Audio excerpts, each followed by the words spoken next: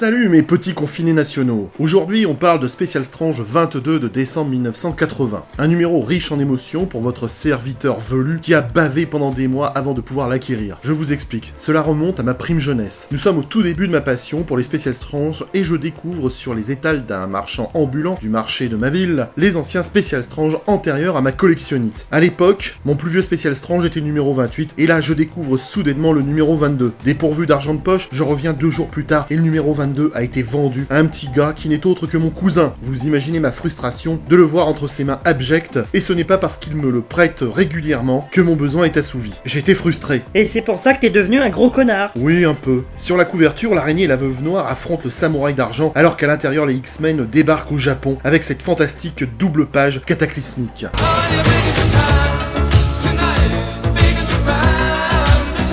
On commence avec l'aventure de la chose associée à Daredevil et la Vision, tirée du Marvel 2-in-1 numéro 39 de mai 1978, écrit par Roger Slifer, que je connais toujours pas, et dessiné par Ron Wilson et ancré par Pablo Marcos. Cet épisode fait suite au cliffhanger insoutenable de l'épisode précédent, où Daredevil est contraint de servir le penseur fou, sinon la chose va déguster une dose mortelle de gaz asphyxiant. Daredevil doit effectivement capturer la Vision afin d'épargner la vie de Ben, car le penseur fou a l'intention de créer une armée d'androïdes basée sur le modèle de la Vision. Sérieux, j'ai rien compris au dénouement de l'histoire avec pour point jaune qui prend le costume de Daredevil pour ruser le penseur fou. Bon, à la fin les gentils gagnent et le penseur fou échoue, c'est ce qui compte. Ah, et je sens soudainement mes hormones me titiller, rien qu'à l'évocation de cet épisode de l'araignée où il s'associe à la veuve noire. Oh, you touch my tra-la-la. Pour affronter le samouraï d'argent. L'épisode est tiré du Marvel Team Up 57 de mai 1977, écrit par Chris Claremont, dessiné par Sal Buscema et ancré par David Hunt. À la fin de l'histoire, l'araignée et la veuve noire trouvent une statuette que le samouraï a volée dans un magasin d'antiquités. La statuette d'argile ne paye pas de mine, mais elle soulève un questionnement. Pourquoi est-ce que le samouraï d'argent la voulait? Le texte de conclusion nous dit que ce mystère sera éclairci en son temps. Dans la version originale, on nous dit que l'intrigue sera résolue dans un prochain numéro des Champions. Et pas de bol pour les lecteurs, car les fameux épisodes en question des Champions seront annulés après le numéro 17. Fort heureusement, la suite de cette intrigue trouvera une réponse plus tard dans le Marvel Team Up 82 à 85 en 1979 que nous avons pu lire dans l'album 20 de l'araignée en 1984 appelé La Veuve et le Samouraï, dont j'ai carrément fait une vidéo spéciale dans l'Instant Comics numéro 18. Y'a de quoi s'y perdre. Bon, mais alors, foutre Dieu, pourquoi la veuve noire devient blonde sur cette case de Lug?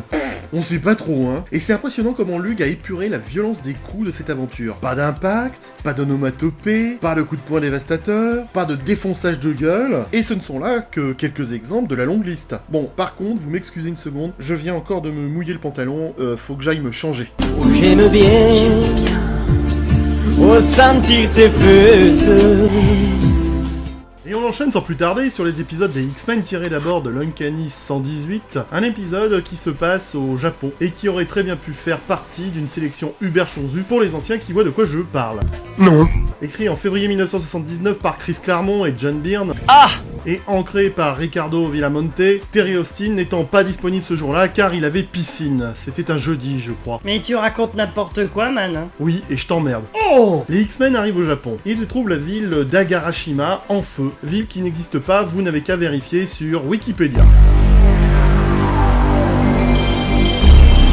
Agarashima semble subir les affres d'une grande tempête de feu. Le navire ne peut pas accoster au port en raison de la perturbation et les X-Men se transportent à terre. Ce bon vieux Serval lit un journal local et dit aux autres que la majeure partie de la ville a été évacuée avant un tremblement de terre étrange et contre nature. Ce fait est intéressant car il nous révèle que Serval parle le japonais. Cyclope en est d'ailleurs très surpris. Le leader charismatique des X-Men, LOL, propose de trouver leur ancien allié Feu du Soleil et de voir ce qu'ils peuvent faire pour aider tout en espérant contacter le professeur X pour lui faire savoir qu'ils sont vivants. À ce moment précis, le professeur est à bord d'un vaisseau spatial en route vers la galaxie Shi'ar, en direction du monde de Lilandra. Le professeur et sa calvitie ont décidé de quitter la Terre parce qu'ils pensent que les X-Men sont morts. C'est ballot, hein. Donc non, il veut absolument pas utiliser Cerebro une dernière fois comme ça, histoire de voir, hein. Non, c'est pas possible. Au Japon, les X-Men arrivent chez cette tête de con de Yashida. Ah bah oui, vous me reprochez toujours de m'en prendre à Cyclope, mais là pour une fois, j'ai trouvé un trou du cul encore pire que Noneuil. Ce pauvre Feu du Soleil et son caractère exécrable m'exaspèrent autant que les gens qui téléphonent au volant de leur leur voiture. Bon, t'as fini? Feu du Soleil, c'est le genre de mec qui n'a pas d'hémorroïdes, tu vois, hein, parce que c'est un parfait trou du cul.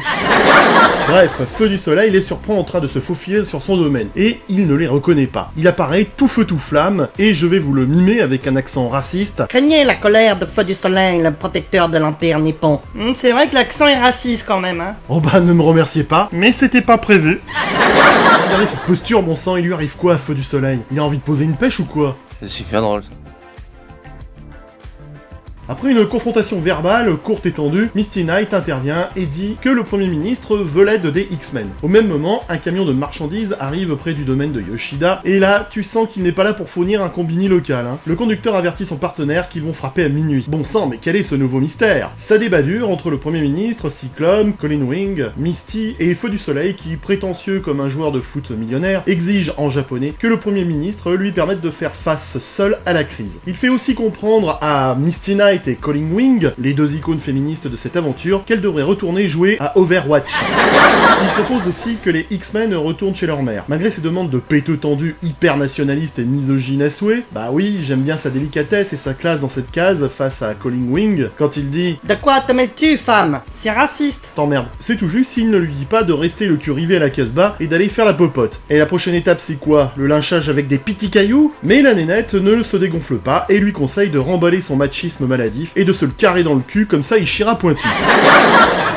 Malgré les demandes de vieux réac de Feu du Soleil, disais-je, le Premier ministre refuse et lui ferme le claque-merde pendant que Cyclope cherche un téléphone pour appeler le professeur, tout ça sous le regard gourmand de Colin Wing, qui le regarde en se disant qu'elle se ferait bien brouter le...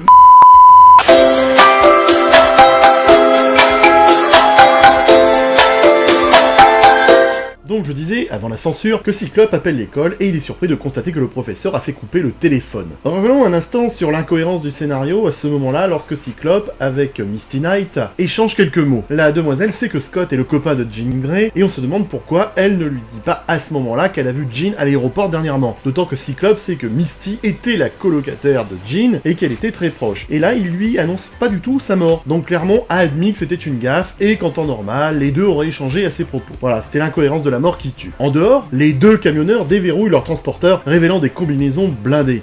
Suspense, suspense. Dans les jardins du domaine de Yoshida, Serval se dit qu'il serait bien resté en terre sauvage. Il rencontre la jeune Mariko Yashida. Elle est d'abord effrayée par l'apparition soudaine du griffu, mais ce dernier coupe court à cette mauvaise impression car il est capable de parler couramment le japonais et en sait même sur la culture japonaise. Les deux commencent à se lier et on sent le romantisme naissant entre les deux personnages.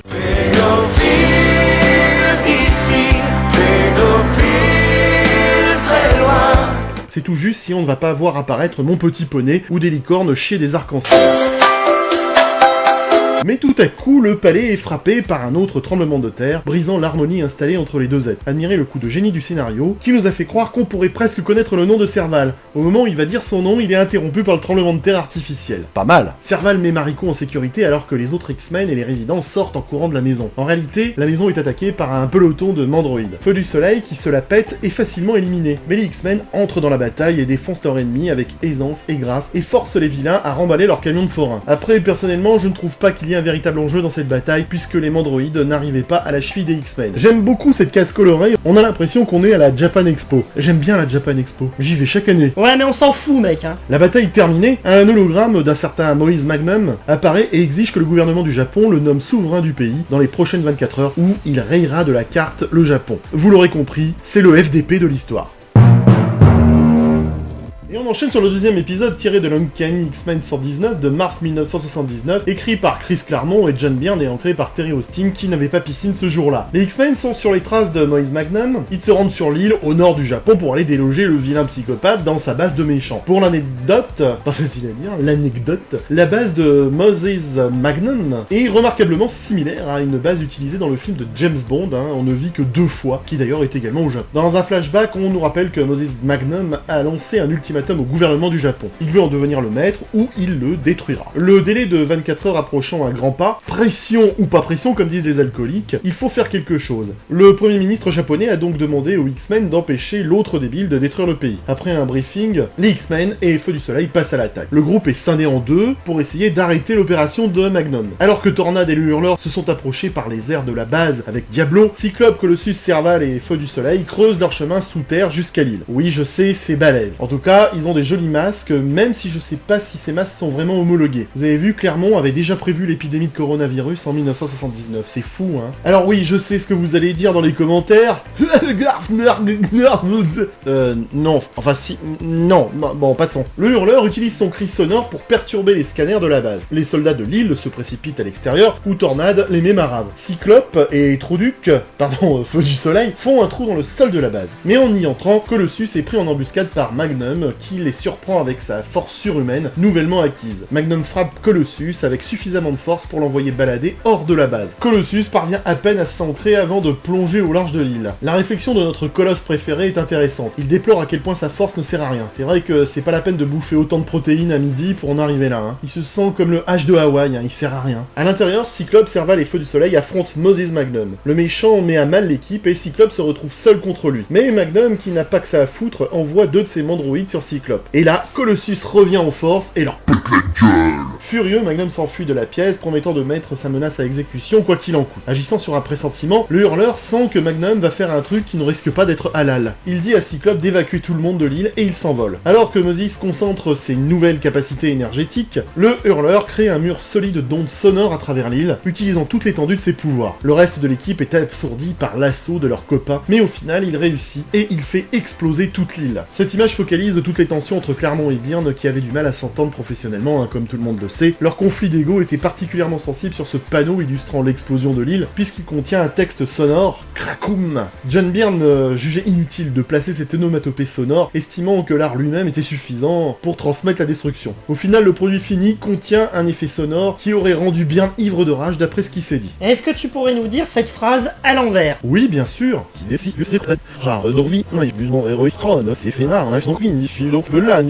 Ah bah merci, c'est gentil. Le lendemain, l'équipe Overwatch, constituée de Misty et de Colleen, est à bord d'un petit avion et elles sont à la recherche des survivants. Elles repèrent Feu du Soleil dans les airs, ce qui conduit à un éperon rocheux où les X-Men sont bloqués avec un hurleur gravement blessé. L'instant est important car les blessures de Sean lui ont fait perdre son cri sonore mutant et vont finalement le conduire à quitter l'équipe dans les prochains épisodes. Oh non, pas comme ça, Zinedine. 10 jours plus tard, un taxi dépose le hurleur au domaine de Yashida. L'Irlandais se dit que pendant les jours qui ont immédiatement suivi la mission, il était apparemment dans le coma à l'hôpital et ses coéquipiers sont restés vigilants à ses côtés. Bon, au moins au Japon, ils avaient des places en rien, hein, pas comme chez nous. Hein. Le jour de sa sortie, aucun d'entre eux n'est venu à l'hôpital. Déprimé, Sean est habité par le doute et il se dit que ses amis perdent des points en capital sympathie sur l'échelle de Chris Prolls. Il entre dans le domaine de Yashida pour découvrir qu'ils ont organisé une fête surprise pour lui et il se rend compte aussi que c'est le jour de Noël. Bon, finalement, tout est bien qui finit bien. Tornade remarque Serval qui se faufile hors de la fête pour passer un moment tranquille avec Mariko. Elle est jeune quand même, hein, la petite Mariko. Hein. Je sais que c'est beau l'amour, mais enfin quand même, elle est un peu jeune pour le gars, non? Ça se fait pas, hein.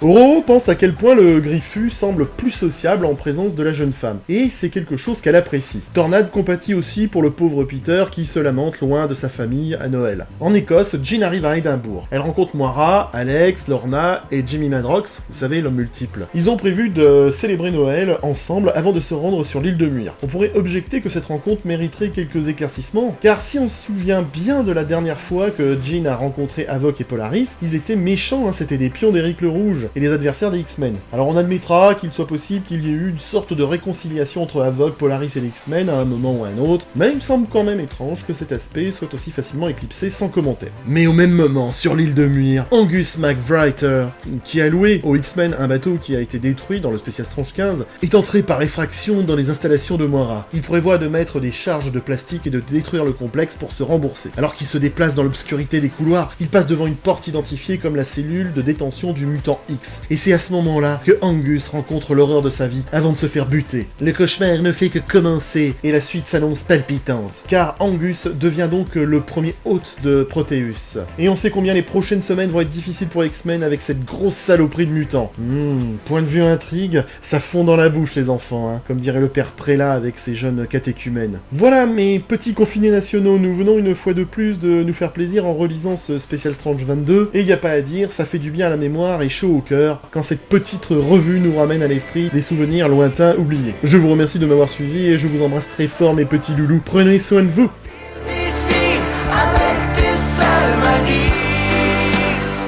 Mais enfin, ça va pas!